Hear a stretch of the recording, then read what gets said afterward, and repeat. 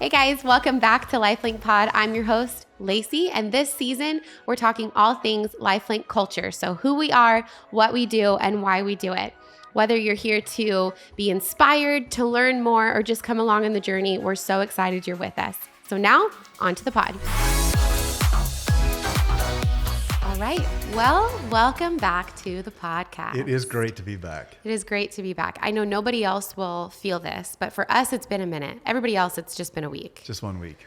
And as far as I know, it's only been a week for us too. Let's just go with that idea. There we go. I'm hoping it's like riding a bike, Yep. You just jump right back in. It's going to be just like that. Just like it. So good. How's your day so far? It's been really good. Yeah. Got started with a very productive kind of launch this morning and A launch. worked my way through some stuff in the office, and here I am. How Here about you yours? go. It's been good. It's been a little bit off. We have a sick kid at home, and so it just throws a wrench in everything. But yet, we're good. We're on the upswing. We're here.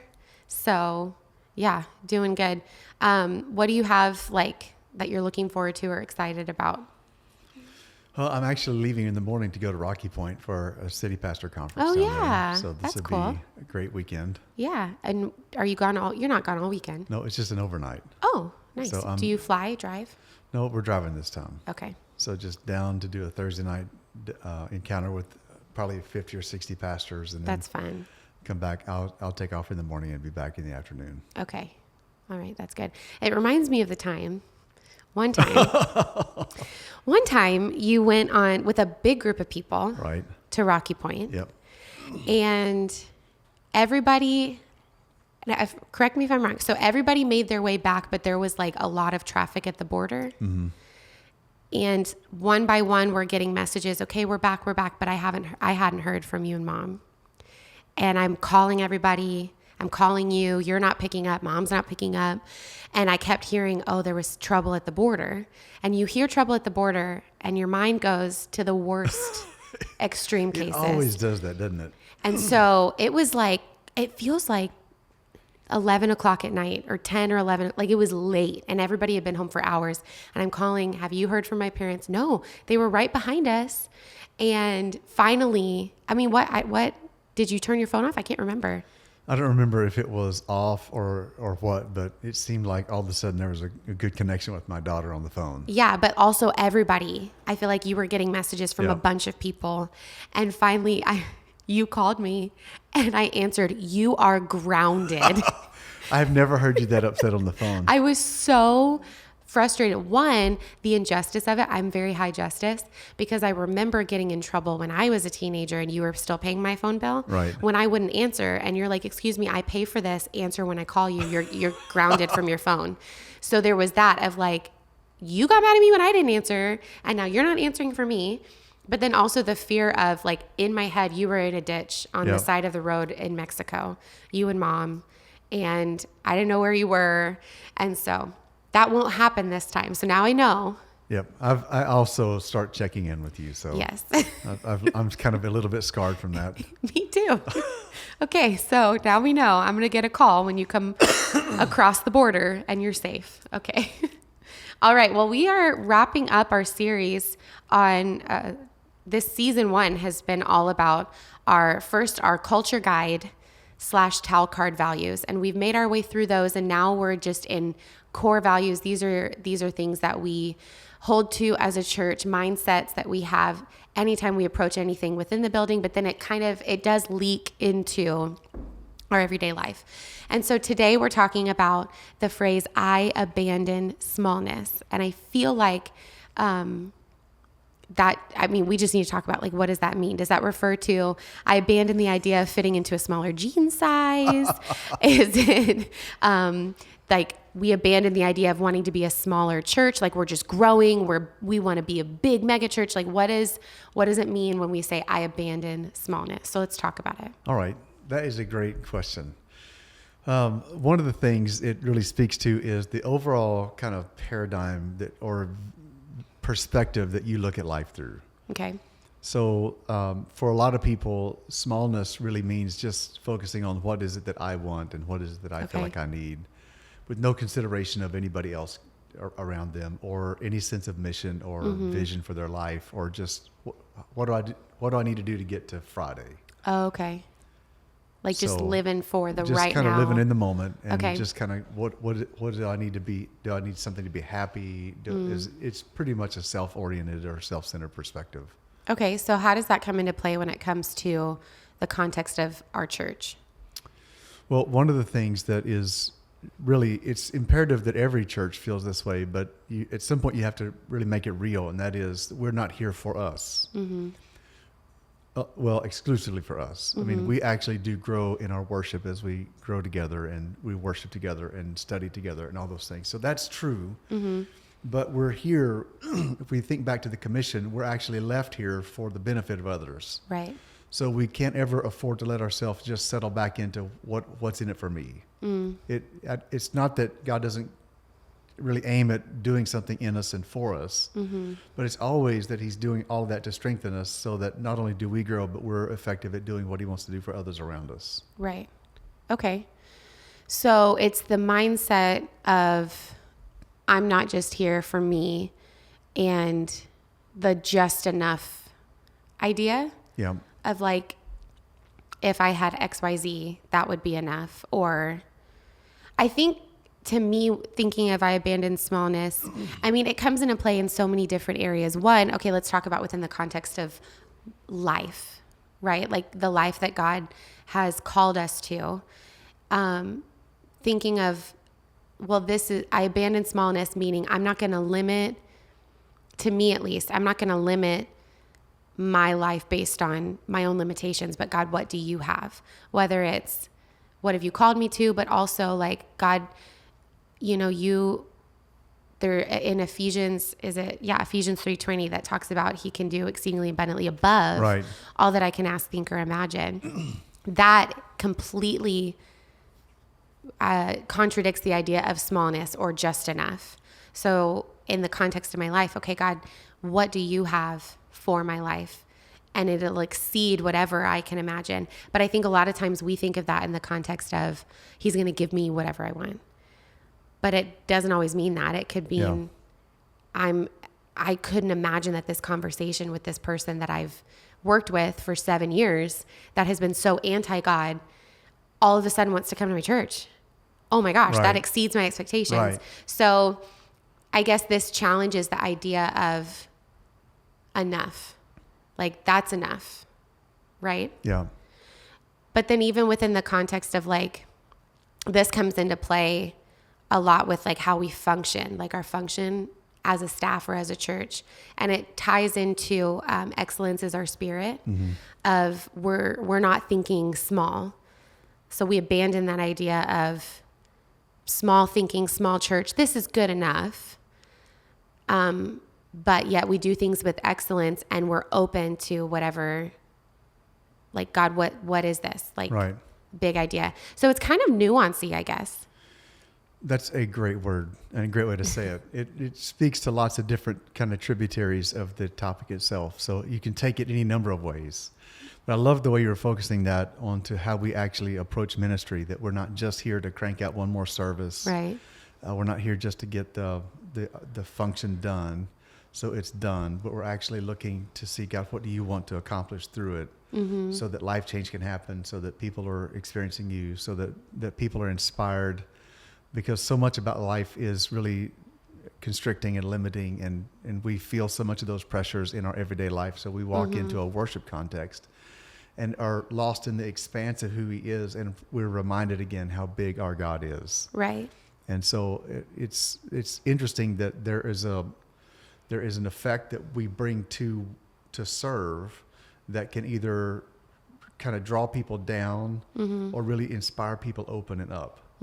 And so a lot of times you see that in the way people interact with each other when they're greeting people or walking in and they notice people, or people just walking by and they're not noticing anything. They're just standing there and paying attention to their own friend, and they're not looking around, or just there's so many kind of little nuances or aspects of that. But at the end of the day, as far as a ministry, we want to be oriented so that people walk in and they're not just kind of like, let's get through this. Right. But we're drawn into him again. Yeah. And then you take that out, and that applies to your family, that applies to your career, that applies to your personal growth and personal sense of mission, and just any number of ways that God actually takes advantage of that idea. Yeah, it's a subtle, yet I feel like has the potential to be like kind of a massive mindset shift where it causes us to pick our head up from our everyday. And it's almost like, I don't know if you have ever spent too much time on a device, like if you've been on your phone for too long or whatever, I will not be incriminated by that. But then you kind of, like, I remember even as a kid, I'd be watching TV and I'm so zoned in. My kids do this all the time. They're so zoned in on the TV that I can walk by them, talk. I remember like mom would be like, Lacey, lay, right. you know? Yeah. And I'm like so zoned out, and all of a sudden it's like, whoa, how long have you been here? It almost feels like that when we shift our mindset from I'm just living my life and it's just enough. So I have the house, I got married, I have the 2.5 kids, I have the car, I have the job. And then I can't wait for Friday. Yeah. For the weekend, you know, whatever.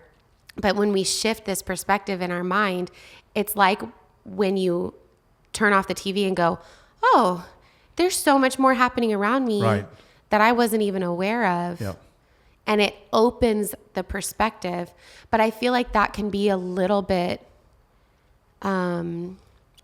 maybe challenging, because I feel like our mindset can be so easily like, I just want enough. And the idea of, but there's more, can be maybe nerve-wracking of, that's too big.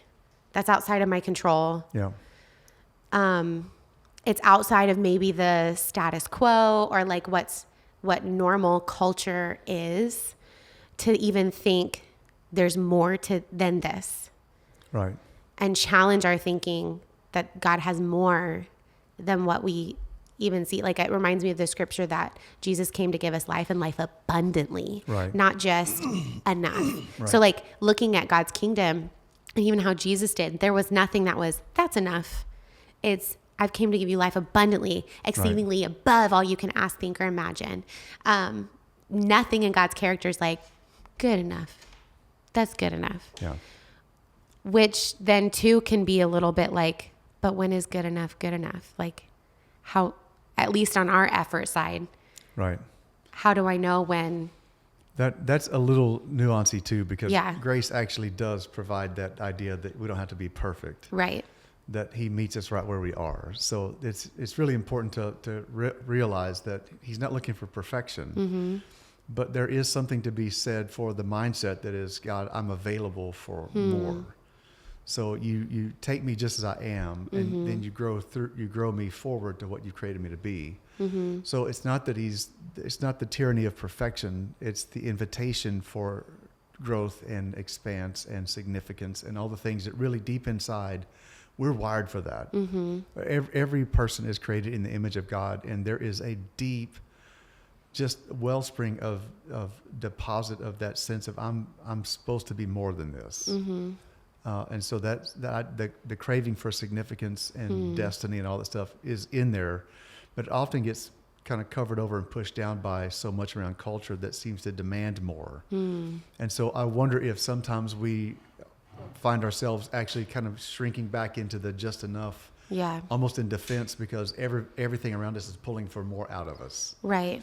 And so sometimes I wonder if, without being intentional with this mindset, we just slowly but surely kind of shrink the boundaries of what we feel responsible for, and just out of fatigue and that sense of overwhelm, I just don't want anything more. Wow. But that's not how God created us to live. And so that the ability for us to say, God, you are the boundaries of my life. Wow. And okay. so, but even that, God, you are the boundaries of my life. yeah. There's no boundary to God. So like he sets the boundary. Right. So in the sense of what you've created me to be, and what you've created me to accomplish. And so I know for me that there's still lots of stuff in my life that I could probably actually just as easily do without, as far as just the function of just the objectives I'm cranking through in the day and all the stuff that I put attention on. that I may be just as well off to not have to do all that stuff and have more bandwidth for God to actually move in me in a new and fresh way. But I won't know that unless I say, God, you're the boundary of my life. So highlight areas that I'm choosing things that infringe or limit or impede your ability to do something through me because I've cluttered it up with all this stuff. Yeah. Does that make sense? Yeah. No, that's really good. So then how do we make that shift between going back to what you were talking about of shrinking back into, I can manage this. This is what I can handle out of fear or overwhelm. Yeah. But maybe listening today, it's like, oh, that's been a defense. And there's in my mind, there's nothing else. I have nothing else to give. I can't add anymore. But yet, if God's called us to live this way based on how we see his character reflected in Scripture, this idea of abandoning smallness, of the idea that just enough is enough, how do we shift into this other way of living? Maybe a good way to start thinking about that is the idea, just the phrase, I abandon smallness, as if we were saying that I realize all of a sudden that I've created a cocoon of smallness that I feel like I've just defined, this is all I can do. This is all I can become. This is all I can hope for. This is all.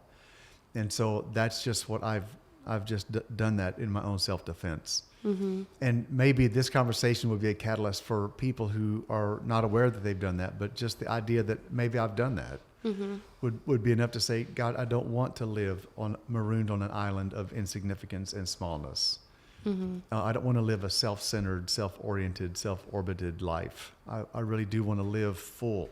Yeah.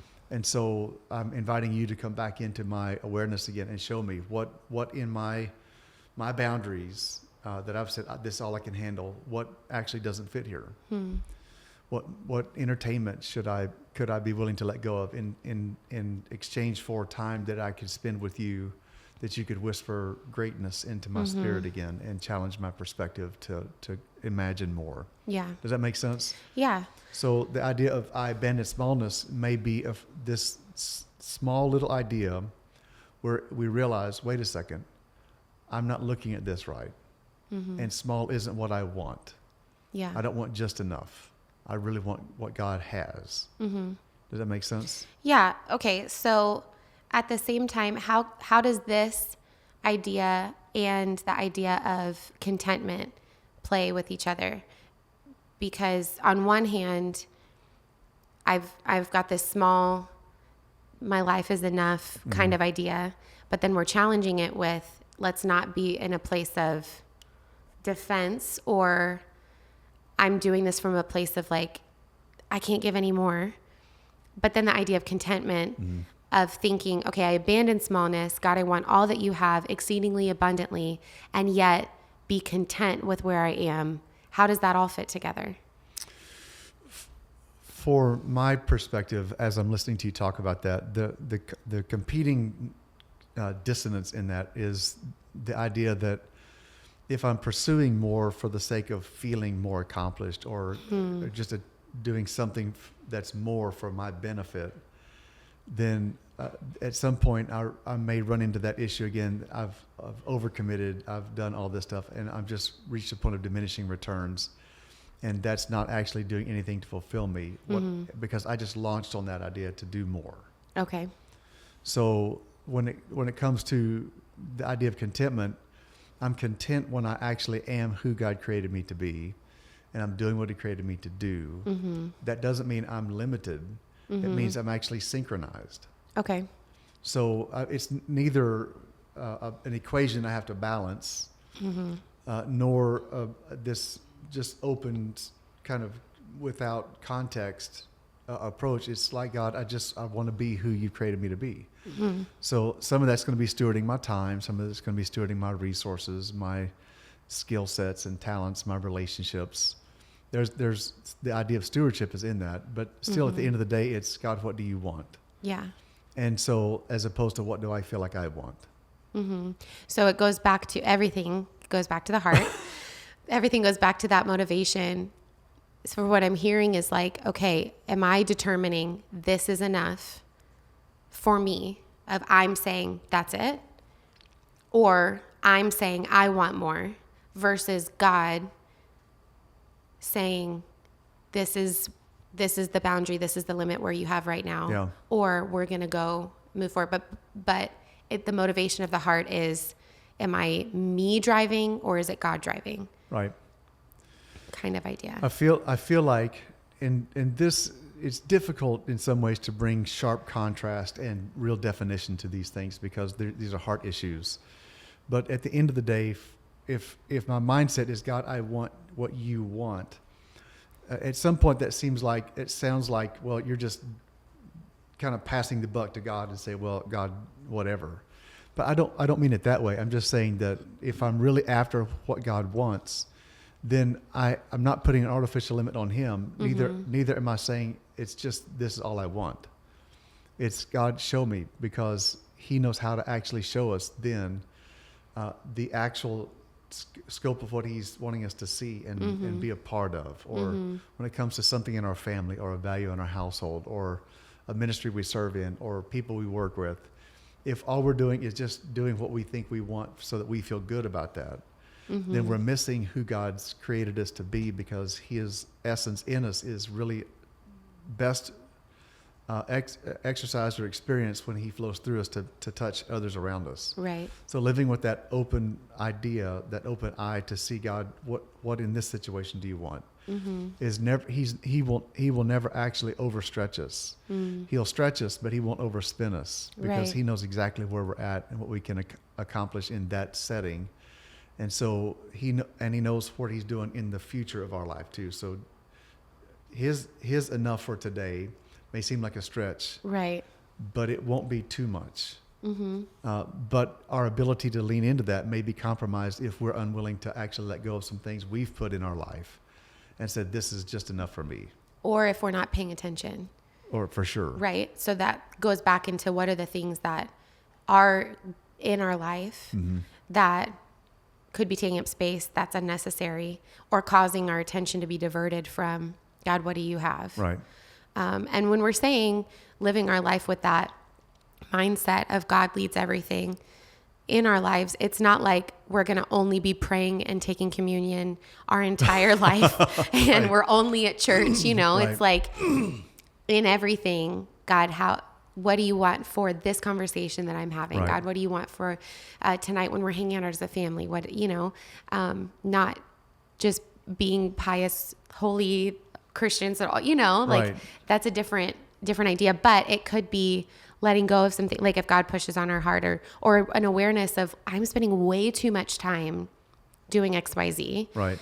Just last week in staff, Mom brought a challenge to us as a team. She was listening to another podcast of a well-known motivational speaker.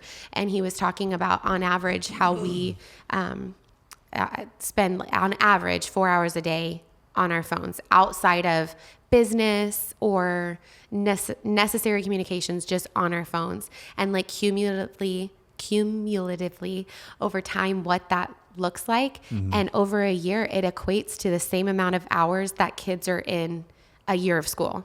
Wow. So that over a year, think about what we could do. Right. Or where we could be if we invested those hours. Now, of course, taking a break is fine. We need to rest.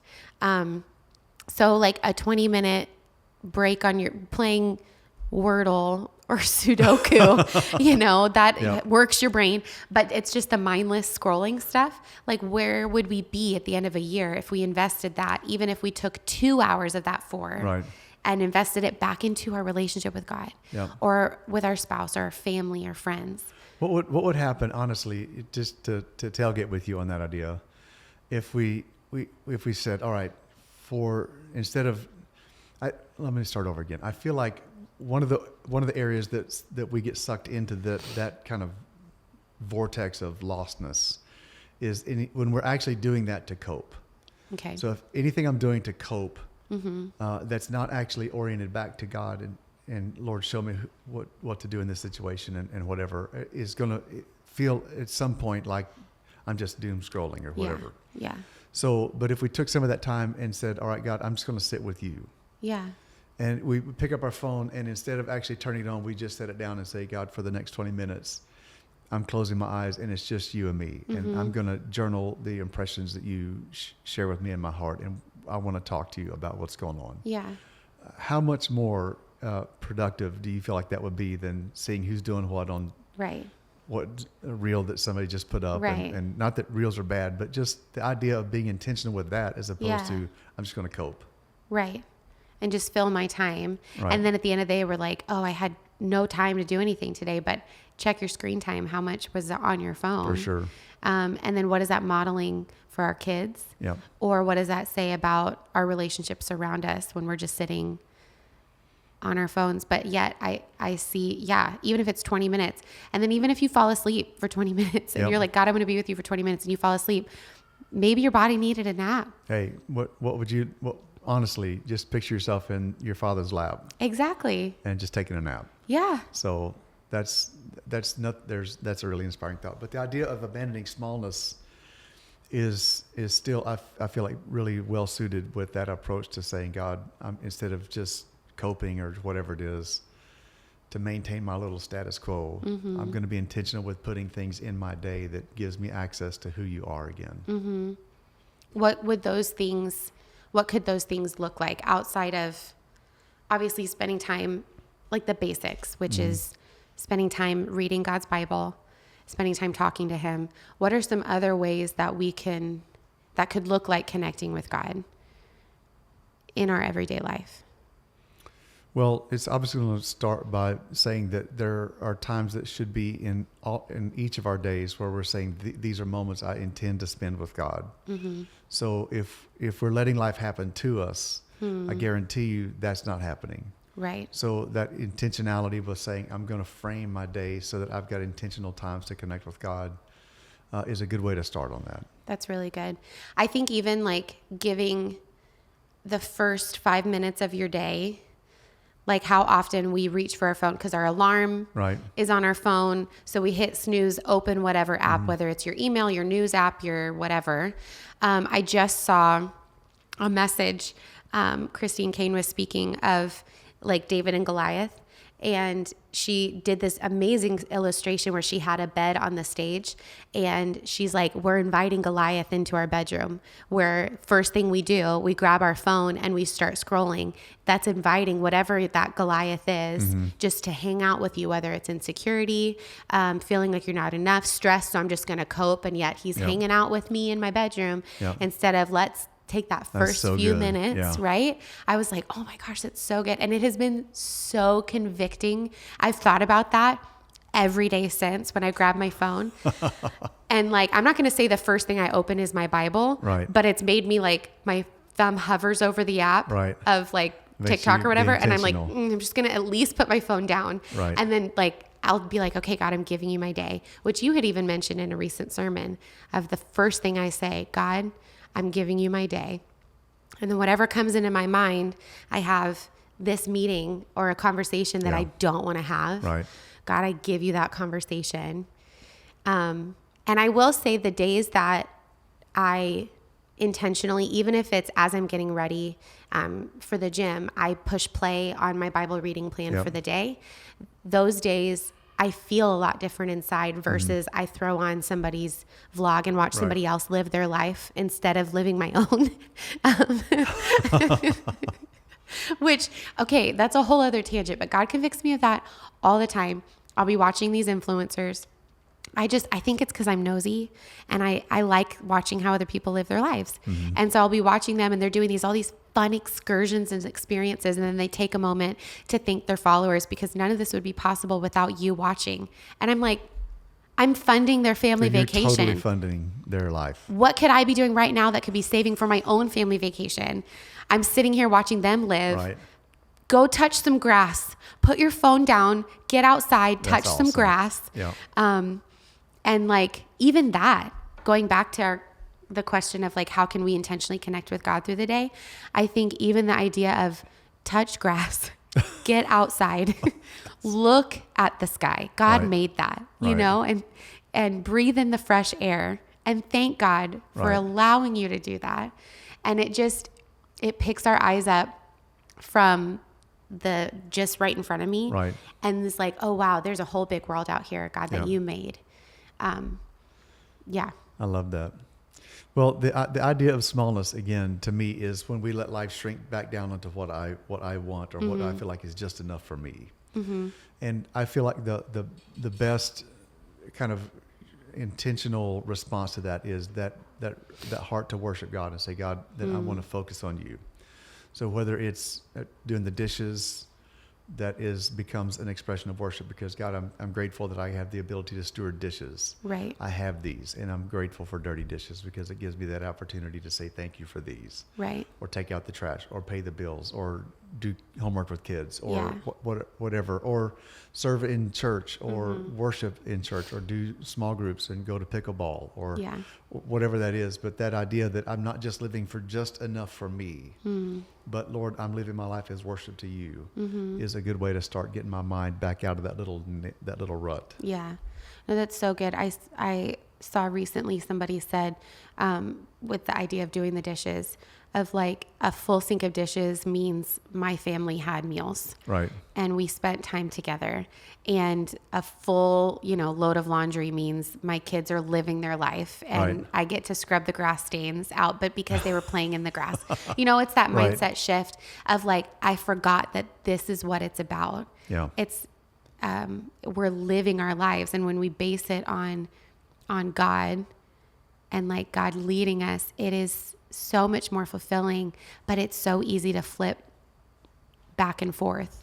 Well, when we actually move out of that small mindset and are intentional to say, God, I worship you with my life, that actually gives us access to extraordinary impressions and influence or inspiration, I should say, that God brings us. And it changes the way we live. It changes our outlook. It changes everything. So whether it's the way you run your home, to the way you serve in church, or the way you serve at work, or the way you study at school or college, or anything, that if it's just enough for me, I'm actually missing something. So I'm going to abandon that smallness and be very intentional with up to God and out to others. So good. And watch what he does. That's so good.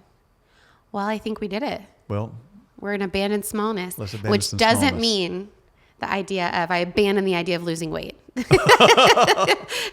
That kind of small is good. That small is good. Okay. All right, you guys. That's it. We'll see you guys next week. All right.